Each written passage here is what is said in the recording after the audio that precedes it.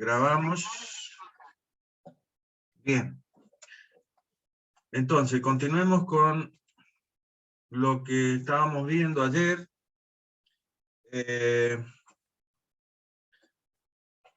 Quedamos en el tema de los eslabones, o sea, el caso de los resortes como eslabones. Les dije que, como vimos al principio, si bien nosotros íbamos a analizar mecanismos con eslabones rígidos, pero podían haber, hay, por supuesto, muchos mecanismos que utilizan como eslabones elementos flexibles o fluidos o la acción de un campo magnético, todo aquello que genere transmitir movimiento entre dos cuerpos, también se lo puede considerar como un eslabón. En el caso que nosotros tengamos mecanismos o máquinas en los que es necesario equilibrar las fuerzas externas o las cargas estáticas, también llamadas o fuerzas externas, o sea, las fuerzas que se generan debido a los esfuerzos externos que van a actuar sobre el mecanismo, y debemos equilibrarlas a esas cargas. Es necesario o útil, mejor dicho, utilizar como eslabones a los resortes. El resorte va a generar básicamente una cupla, o la cupla antagónica que se llama, que va a equilibrar el momento que genera una carga que tiene un determinado brazo de palanca respecto a un punto de articulación. Esto va a generar que el cuerpo se mueva debido a esa carga externa, pero si nosotros tenemos la fuerza de un resorte actuando, va a generar la cupla antagónica para equilibrar el momento de esa fuerza externa. Básicamente se trata de eso. ¿Dónde podemos ver eso? Y lo podemos ver acá rápidamente, ya se los voy a mostrar en otro caso, que podríamos ir, pero miremos el de la lámpara, esta lámpara de escritorio, que tiene brazos ajustables. Esta máquina, esta lámpara, es una lámpara que la utilizan todos los dibujantes. Yo creo que yo no la tenía en su momento, ahora sí la tengo, pero me hubiese gustado tenerla cuando estaba en la escuela industrial y tenía dibujo técnico, y tenía que dibujar en el tablero y hacer los planos, etc. Y bueno, me hubiese gustado tener una lamparita como esta. ¿Qué me permite esta lámpara de brazos ajustables? Si ustedes ven, básicamente la lámpara, o el mecanismo de la lámpara, está generada por dos eslabones, dos eslabonamientos que son dos cuadriláteros articulados en serie, ¿sí? Acá tenemos el bastidor, o sea que la máquina tiene un eslabón bastidor que está fijo a esta plataforma de apoyo, y esto entonces conforma esta placa gris que se ve acá, o blanca, conforma el bastidor de este primer mecanismo que tenemos acá. Acá se ve los pares cinemáticos o juntas con estos dos eslabones, y finalmente tenemos acá el eslabón acoplador. Pero el eslabón acoplador, fíjense, tiene esta forma de triángulo, trunco, vamos a decir así, trapecio, que también forma parte del eslabón de entrada para este otro mecanismo de cuadrilátero articulado. Entonces, este eslabón es común a estos dos eslabonamientos de cuadrilátero articulado. Y finalmente, la lámpara está colocada en el eslabón acoplador del segundo cuadrilátero articulado. Si ustedes lo ven, ¿sí? Estaría la lámpara para ubicarla en distintos lugares dentro del campo de utilización, o sea, para iluminar distintos sectores de la mesa de trabajo, el tablero de dibujo, etcétera, etcétera, etcétera. ¿Mm? ¿Qué pasa con esta lámpara? Esto es una lámpara con la tulipa que tiene un determinado peso, y este peso, que está a una determinada distancia del punto de articulación de todo el mecanismo, se articula con el bastidor en este punto. Entonces, acá vamos a tener un peso y vamos a tener una distancia al punto de articulación. Por lo tanto, vamos a tener lo que denominamos un momento de volteo. Un momento de volteo. Momento. Acuérdense que momento es fuerza por distancia. Entonces, ¿qué pasa? Y que si no hago algo, ese momento va a hacer que la lámpara caiga. Entonces, aquí entran en juego los resortes. Los resortes como eslabones que no tienen una dimensión única, sino que pueden, su longitud puede variar. ¿En función de qué? De suministrar la fuerza necesaria que genere ese momento de antagónico y que mantenga, o sea, equilibre al momento de volteo que genera el peso de la lámpara respecto del punto de apoyo de todo el mecanismo. ¿Estamos de acuerdo? Esos resortes se colocan estratégicamente en la configuración del eslabonamiento, tal que generen ese momento antagónico sobre uno de los eslabones de ese cuadrilátero articulado. Como ven acá, acá estaría colocado el par de resortes que actúan sobre este eslabón de este cuadrilátero, y acá tenemos otro resorte o par de resortes que trabajan sobre este eslabón para este cuadrilátero articulado. Entonces, fíjense que este eslabón va a generar, cuando nosotros, acuérdense que todo resorte generalmente son resortes de tracción, ¿sí? Longitudinales de tracción, y que la fuerza que internamente se produce dentro de este resorte está en función de ¿qué? De la constante elástica del resorte multiplicada por la deformación que le generemos a ese resorte. O sea, el estiramiento que nosotros generemos en ese resorte, multiplicado por la constante elástica del resorte, nos va a dar la fuerza con que el resorte está actuando para mantener a este eslabón en una posición estática, ¿sí?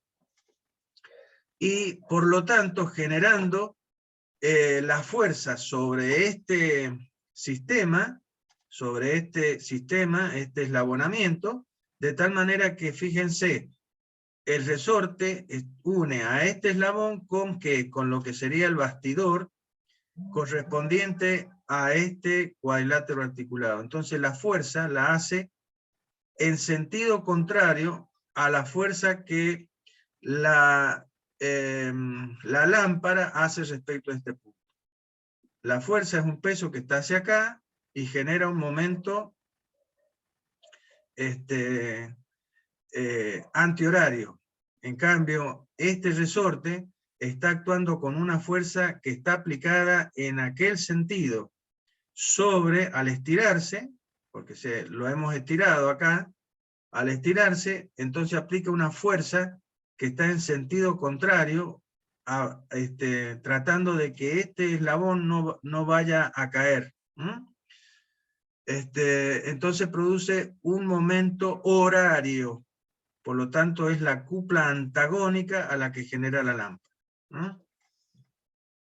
Si ustedes aplican la ecuación de Kurzbach a este sistema, lo hagamos para un solo cuadrilátero articulado. Para este cuadrilátero articulado va a pasar exactamente lo mismo. Pero si ustedes aplican la ecuación de Kurzbach, van a ver que tenemos, ¿cuántos eslabones? Tenemos el eslabón bastidor, que para nuestro caso, para este cuadrilátero, este es mi eslabón bastidor. Los dos eslabones balancines y el eslabón acoplador. Más este eslabón que es el eslabón, que es el elástico, que también lo voy a considerar como un eslabón. Por lo tanto, vamos a tener 5 eslabones. 5 eslabones. Si aplicamos la ecuación, son 5 menos 1, 4. 4 por 3, 12. 12 grados de libertad que tendrían todos estos eslabones sueltos en el plano. Pero ahora sabemos que están articulados. ¿A través de qué? De juntas completas, porque acá vamos a tener todas juntas completas. Vamos a tener 1, 2, 3, 4, 5, 6. 6 juntas completas que restringen 2 grados de libertad. Entonces 6 por 2, 12. 12 restricciones con 12 grados de libertad, 0 grados de libertad. Por lo tanto, este sistema, que está formado por un cuadrilátero articulado con un quinto eslabón, que es este resorte, realmente es una estructura. Entonces, va a ser una estructura toda vez que este resorte genere una fuerza sobre uno de los eslabones del mecanismo que genere una cupla antagónica a la que genera el peso estático que está actuando sobre el mecanismo. Y lo mantenga como en estado de equilibrio. Es decir, lo va a mantener quieto en esa posición. Entonces la lámpara yo la voy a poder correr a diferentes posiciones dentro del campo de la utilización y la lámpara se va a mantener como si fuera una estructura. ¿Quién lo hace? Y la introducción de estos resortes. Entonces ahí tenemos una aplicación de los resortes como eslabones, pero que no van a ser rígidos, van a ser eslabones que van a cambiar su longitud en función de la necesidad que yo tenga. Una vez que yo quiero cambiar de posición a la lámpara, no tengo más que hacer una fuerza que va a ser vencer, con la cual voy a vencer al resorte para dar una otra posición cualquiera deseada, en la cual este sistema se va a mantener también como una estructura. Básicamente es eso.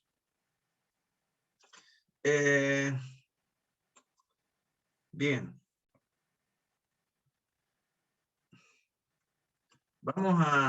Les muestro rápidamente otro ejemplo, que estaba más adelante, pero que es el caso del capot de un auto. El capot de un auto, ¿sí? La apertura del capot de un auto está hecha a través también de un mecanismo de cuadrilátero articulado. O sea, ahí vemos el auto, vemos el capot, ¿sí? Para ver el motor, y aquí tenemos en este circulito, lo tenemos agrandado, ¿sí? Para poder ver en detalle cómo sería el mecanismo que me permite abrir el capó del auto,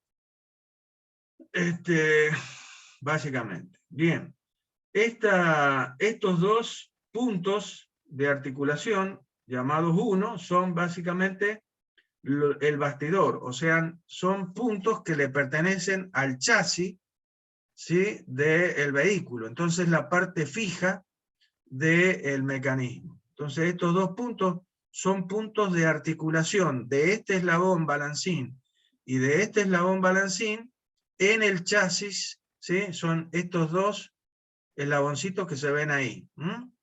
Sería este eslabón 2 y este eslabón 4. Y en este caso, el eslabón 3 es parte de ¿quién? De el capot. El capot, ¿sí?, que es la tapa del motor y el frente del auto, es en este mecanismo el eslabón acoplador, que tiene un movimiento de rototraslación y que es necesario, o sea que este eslabón, a la vez que está rotando al abrir, también se va desplazando. Eso es necesario en algunos autos. ¿Por qué? Porque si tuviéramos una articulación de rotación nada más, podría chocar con otra parte del chasis y entonces no poder abrir el vehículo. Entonces, en este caso,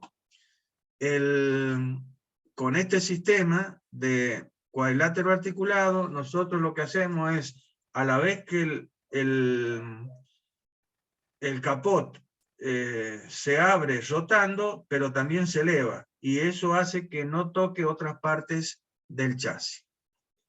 Esa es la necesidad de la utilización de un cuadrilátero articulado que es doble balancín. ¿Ven? Que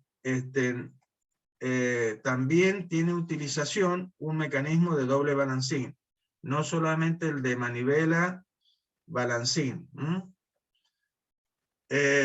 Bueno, en este caso, y como estamos viendo acá, estaría el resorte como un quinto eslabón para producir la cupla antagónica y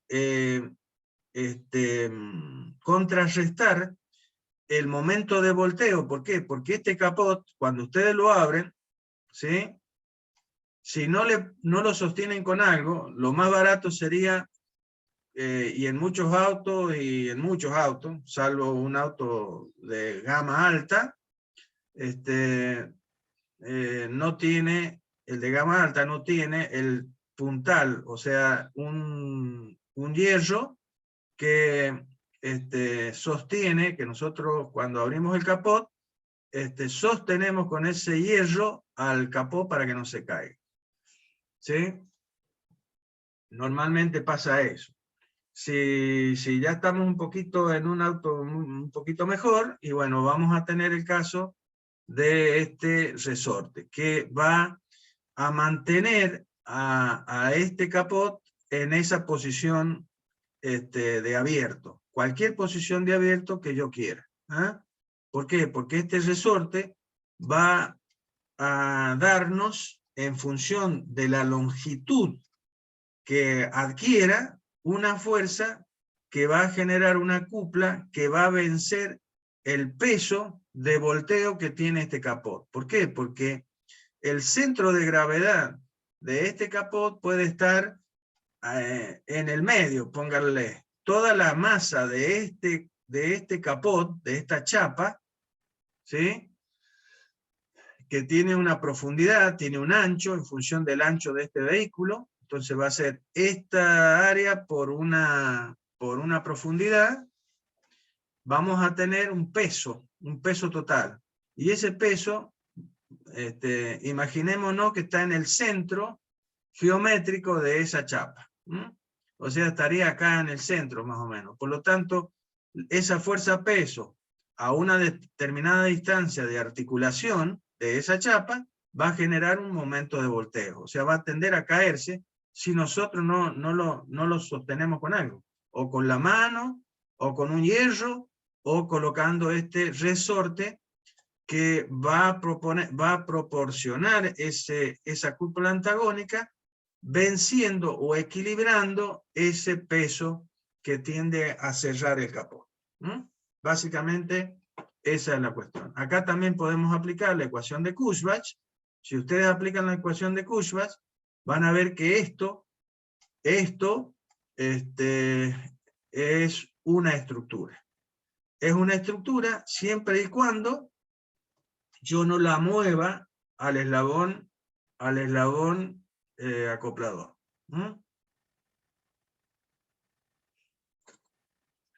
Bien. Perfecto. Entonces, con esto quería mostrarles la existencia de también los resortes como eslabones dentro de un mecanismo. Y cuál es la función que tienen, básicamente. O transforman al mecanismo en una estructura, ¿sí? Pero esa estructura nosotros podemos sacarla de esa situación al generar una fuerza, venciendo a la fuerza del resorte, para llevarla a otra situación o a otra configuración en la que vuelve a ser una estructura, gracias al resorte. Bueno, eso es básicamente lo que les quería mostrar. Bien. Yo les fui mostrando cómo a partir de un mecanismo como el cuadrilátero articulado, que como vimos es el mecanismo más simple que podemos tener, un mecanismo de 4 eslabones, mínima cantidad de eslabones para tener un mecanismo, o sea, un eslabonamiento con grado de libertad positivo, y que en el caso del cuadrilátero es 1. Ese mecanismo básico, a través de transformaciones o a través de inversiones, lo hemos ido convirtiendo en otros mecanismos que tienen otra configuración. Entre esas configuraciones, las que nos interesan, es la de el mecanismo de, se los voy mostrando para que no hablemos en el aire. Nosotros hablamos de el cuadrilátero articulado, este cuadrilátero articulado. Por una transformación lo convertimos en el manivela-biela corredera, que es el segundo mecanismo de interés. Y finalmente tomamos a este y por una inversión lo transformamos en este otro, que es la segunda inversión, y que es el mecanismo de manivela corredera, que es un mecanismo muy importante en el cual logramos que los tiempos de trabajo y de vacío de una máquina sean distintos, sean mecanismos de retorno rápido, que se llama. Esos 3 mecanismos son los mecanismos básicos que nosotros vamos a estudiar desde el punto de vista cinemático, como les decía ayer. Cada uno nos presenta una forma diferente, como ya vamos a ver en el análisis. Bien. Pero también hay otra manera de llegar a mecanismos, a estos mismos mecanismos. Y podemos lograr mecanismos de mayor número de eslabones si queremos también. Y es a través de lo que se denominan los grupos estructurales. Los grupos estructurales son las llamadas diadas, ¿sí? Acuérdense que yo les definí diadas como un par de eslabones unidos a través de una junta o par cinemático o articulación, como quieran llamar. Entonces, como dice acá, entonces los mecanismos articulados planos pueden también construirse a partir de una combinación de grupos sencillos de elementos denominados grupos estructurales. Estos grupos estructurales deben cumplir con la condición de que los grados de libertad por el número de eslabones sea igual a 2 por el número de juntas completas. básicamente cumplen con eso. Y de los más importantes, hay más grupos estructurales, pero para nuestra materia y para ver cómo se forman los mismos mecanismos a través de la combinación de estos grupos estructurales, nosotros vamos a usar básicamente tres. Uno que se denomina de primera especie, de segunda especie y de tercera especie. Y un grupo base que se denomina, que es el grupo de entrada. Fíjense que todas son diadas. Acá tenemos dos eslabones binarios unidos a través de una junta de pasador, o sea, una junta de rotación, que es una junta completa, que podrían estar unidos a otro eslabón. Estas líneas de trazo indicarían otros eslabones a los cuales podría estar unido esta diada, que está conformada, vuelvo a repetir, por dos eslabones unidos a través de una junta. Acá tenemos, esa es una es una diada de primera especie. Esta, de segunda especie, está conformada por un eslabón, corredera, que se desliza sobre otro eslabón binario. Fíjense que la junta acá es una junta completa de traslación. Es decir, este eslabón, respecto de este eslabón, solamente puede deslizarse. Tiene una traslación pura.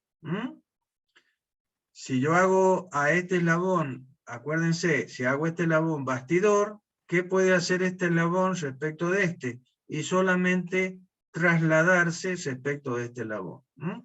De esa manera vemos cuántos grados de libertad restringe esta junta, que son 2, como ya sabíamos. Fíjense que este eslabón es toda esta corredera con este pedacito de eslabón, digamos así, pero fíjense que acá no hay una articulación, sino que ahí muestra como que es parte. Este eslabón tiene toda esta forma. No está articulado este pedacito con este, sino que es todo una sola pieza. Acá lo mostramos de otra manera. Vemos que el eslabón que podría estar unido a que esto que está mostrado con línea de trazo, como dije, puede estar unido a este extremo o puede estar unido como una articulación centrada en este cuerpo. Acá la diferencia entre esto y esto es básicamente la forma que le podríamos dar al eslabón corredera, nada más, eso es todo. Normalmente esto se dice que el punto de articulación está excéntrico y en este caso está centrado el punto de articulación con otro eslabón. Vuelvo a repetir, esta línea de trazo representaría otro eslabón a la cual está articulado este eslabón corredera. En este caso, esa articulación entre esos dos eslabones está centrada en el centro de ese eslabón corredera y acá está excéntrico al eslabón corredera. Esa es la diferencia, nada más. Y finalmente, tenemos el de tercera especie, donde tenemos esta misma situación, pero ¿qué pasa? Que aquí la articulación es entre dos eslabones a través de una junta pasador también, pero uno de los eslabones es un eslabón corredera y el otro es un eslabón binario, unidos a través de una junta de pasador, o sea, de rotación entre los dos. Lo mismo que he explicado acá arriba, son diferentes maneras de expresar porque podrían suceder las dos cosas. Es decir, que este punto de articulación de este eslabón corredera con este eslabón binario estuviera descentrado, o sea, bueno, se me fue la palabra, descentrado, ¿sí? O que estuviera centrado. Entonces, ahí tenemos que el eslabón binario con el eslabón corredera están articulados a través de una junta completa de rotación, donde la junta está centrada en el eslabón corredero. Y aquí está, no está centrado, no está sobre el cuerpo, sino en una extensión de la corredera. Ese es el caso